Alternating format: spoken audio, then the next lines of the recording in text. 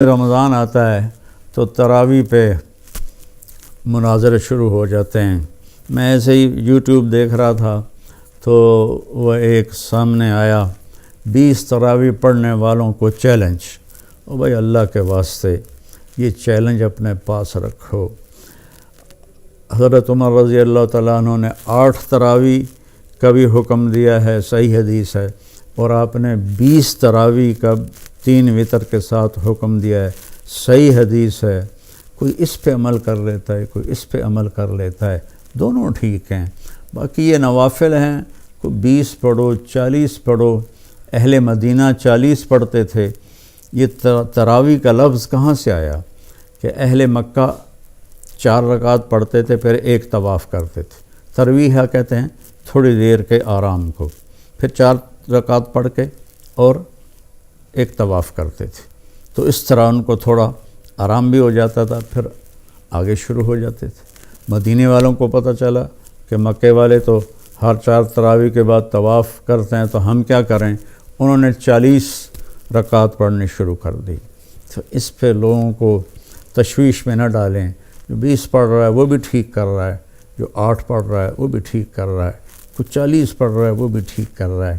یہ قیام اللیل ہے، اللہ تعالیٰ کے نبی نے 3 دن صرف کیا، اس کے بعد نہیں کیا، اور ہم تو سب پورا مہینہ کرتے ہیں۔ اس کو حضرت عمر رضی اللہ تعالیٰ عنہ نے جاری فرمایا، اور دونوں صحیح روایات ہیں، 8 کی بھی 3 رکعت 11، اور 20 کی بھی اور 3 رکعت وتر۔ تو بھائیو، اکثر میں تو سنتا ہی نہیں ہوں، میرے سر میں درد رہتا ہے، لیکن کبھی کبھار کان میں پڑ جاتی ہے بات، تو اتنا شدید لہجہ ہوتا ہے اور اتنا حقارت آمیز لہجہ ہوتا ہے اور اتنا نفرت سے بھرا ہوا ہوتا ہے، خاص طور پر مذہبی معاملات میں اور اختلافی مسائل میں۔ اس قدر وہ آتش فشاں پہاڑ بن جاتے ہیں کہ ان کے منہ سے آگ نکلتی ہے۔ قرآن ماشاءاللہ پوری امت سنتی ہے، اور صدیوں سے امت جمع ہے 20 تراویح پر۔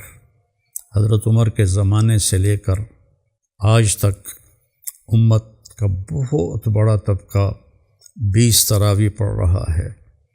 جن دوستوں کو کوئی عذر نہ ہو اور کوئی تھکاوٹ بیماری نہ ہو تو وہ 20 پڑھیں۔ بہت سے لوگ 8 پڑھ کے باہر نکل جاتے ہیں تو وہ اپنا نقصان کرتے ہیں۔ میں یہ نہیں کہہ رہا کہ انہیں گناہ ہوگا، میں یہ کہہ رہا ہوں کہ انہیں نقصان بہت بڑا ہوگا کہ انہوں نے 24 سجدے انہوں نے ضائع کر دیے، جو بعد میں انہوں نے 12 رکعت میں پڑھنے تھے، اور وتر کے سجدے بھی باجماعت ضائع کر دیے۔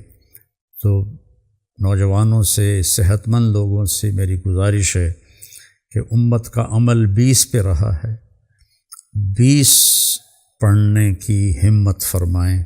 ہر سجدے پر ایک حدیث میں آتا ہے 1500 نیکی لکھی جاتی ہے۔